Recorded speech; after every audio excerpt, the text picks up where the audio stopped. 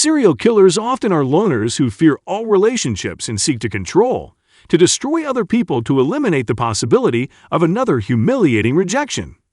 Those who've studied serial killers believe that many are at least partly motivated by the attention and fame that mass media can provide mass murderers. Welcome everyone, but in today's video, we're going to look at why Jeffrey Dahmer's inmate killed him. But before we proceed, if you're new to this channel, remember, go ahead and to hit the bell icon to subscribe, so you won't miss the informative videos we will upload in the future. Now get ready and make sure to stay tuned till the end, as we dive right into the video. Who was Jeffrey Dahmer?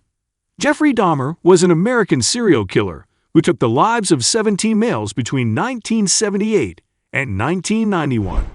Over the course of more than 13 years, Dahmer sought out men, mostly African American, at gay bars, malls, and bus stops, lured them home with promises of money or sex, and gave them alcohol laced with drugs before strangling them to death. He would then engage in sex acts with the corpses before dismembering them and disposing of them, often keeping their skulls or genitals as souvenirs. He frequently took photos of his victims at various stages of the murder process, so he could recollect each act afterward and relive the experience. Dahmer's killing spree comes to an end. 2 Milwaukee police officers were flagged down by an agitated man with handcuffs attached at one wrist.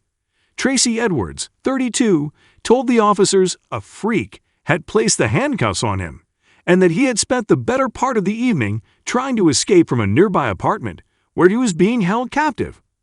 Dahmer had met Edwards earlier that day and persuaded him to accompany him to his apartment. Upon entering, Edwards immediately noticed a foul smell and stacked boxes of hydrochloric acid. Dahmer had tried to place handcuffs on Edwards, succeeding only in fastening one wrist before he brandished a knife, pulling Edwards toward the bedroom, where Dahmer said he intended to take nude pictures. Continually repeating he was Dahmer's friend, Edwards waited until this captor had a lapse of concentration, whereupon he punched Dahmer in the face. In the confusion, Edwards fled through the front door, eventually flagging down the police car. Upon their arrival at his apartment, Dahmer invited the attending officers inside, admitting it was he who had placed the handcuffs on Edwards and that the keys were in his nightstand. On entering the bedroom, one officer noticed a partially open drawer filled with Polaroid pictures of numerous bodies in differing states of dismemberment. Brandishing the images, the officer returned to the living room, reportedly saying to his partner, "These are for real."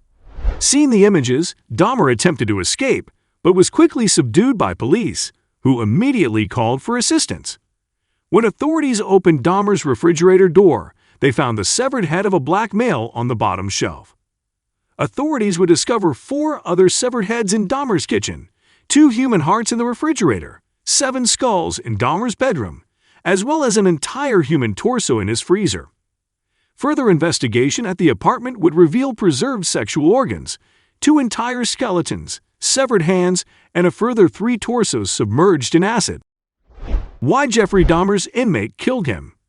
Serial killer Jeffrey Dahmer admitted to slaying 17 young men and boys between 1978 and his arrest in 1991. His horrific crimes, which involved attempted lobotomies to create living zombies, sex with corpses, dismembering his victims, and cannibalizing parts of their bodies, made him a notorious figure. He told Dateline in 1994 that he killed his victims because he wanted to keep them with me as long as possible, even if it meant just keeping a part of them. Dahmer was sentenced to 16 consecutive life terms, more than 900 years, but being infamous meant his time behind bars would never be that of an average prisoner. Originally isolated, Dahmer was granted more freedom after 1 year. In February 1992, Dahmer arrived at Columbia Correctional Institution in Portage, Wisconsin. Due to his notoriety, the egregious nature of his crimes had drawn worldwide attention. Prison officials felt it was safer to keep Dahmer away from the general population, rather than risk another inmate trying to make a name for him by attacking the famous serial killer. In protective custody, Dahmer was isolated from other prisoners and had to be shackled when not in his cell. Dahmer didn't cause any big waves in his first year in prison. So when he requested more freedom of movement and interaction with other inmates, prison officials listened. Dahmer was moved out of his isolated cell to a unit for prisoners with emotional problems. He also ended up being able to attend classes, eat communal meals, and perform work duties. However, though he seemed to get along with his fellow inmates, this closer, sometimes unsupervised, contact with others would prove fatal for Dahmer. Dahmer often indulged in morbid jokes and taunts that linked to his past. He once put up a sign advertising a meeting for Cannibals Anonymous. He would tell prisoners and guards, "I bite, then delight in any nervous reaction." And the cannibal killer would mold prison food to resemble body parts or severed limbs, with ketchup used as blood, in order to disturb his fellow prisoners. The fake body parts in particular unnerved the inmate who would end up killing Dahmer. Dahmer had a religious calling and was baptized in prison. Some of Dahmer's time behind bars was spent in religious study. His father, a born-again Christian, had sent him some materials, and the prisoner had followed a Bible correspondence course. In the spring of 1994, Dahmer expressed interest in conversion. Roy Ratcliffe, a Church of Christ minister, came to visit him and agreed to help. In May 1994, a rogue Dahmer was submerged in a whirlpool bath at the prison and baptized by Ratcliffe. At the time of his religious conversion, many questioned Dahmer's sincerity, as he was a skilled manipulator who'd used his intelligence to get away with crimes of the past. But Dahmer was committed enough to meet the pastor who'd baptized him for weekly Bible study sessions. They last got together 5 days prior to Dahmer's death. During this meeting, they discussed the Book of Revelation, whose subjects include death, punishment for sins, and damnation. At a chapel service in July 1994, another prisoner tried to slash Dahmer's throat, but the blade of the homemade weapon broke off, so Dahmer was just scratched. He was sent into temporary isolation afterward, but didn't want to remain there. Dahmer offered an explanation that his attacker, a Cuban, had been trying to do something to get deported home.